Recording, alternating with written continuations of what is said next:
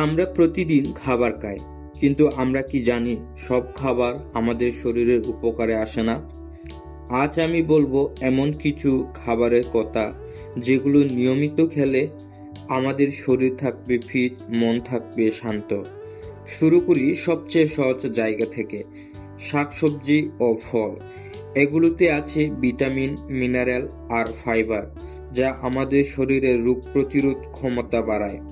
প্রতিদিন অন্তত 2 বেলা সবজি আর একটা ফল রাখলে শরীরের ভেতর থেকে একটা ভারসাম্য তৈরি হয়।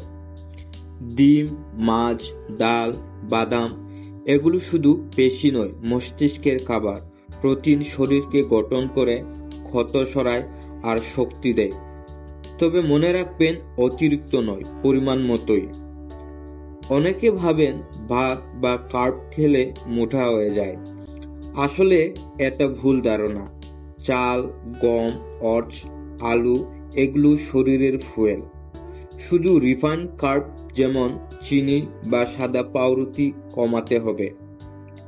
সব খাবারের শেষে সবচেয়ে জরুরি জিনিসটি হলো পানি। দিনে অন্তত 8 গ্লাস পানি পান করলে শরীরের টক্সিন বের হয়ে যায়, ত্বক থাকে পরিষ্কার, মন থাকে হালকা।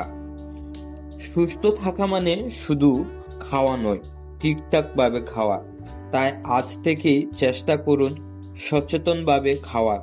ভিডিওটি ভালো লেগে থাকলে সাবস্ক্রাইব করুন স্বাস্থ্য সচেতন চ্যানেল, আর নিজের প্রিয়জনের সঙ্গে শেয়ার করুন যেন সবাই হয় সচেতন।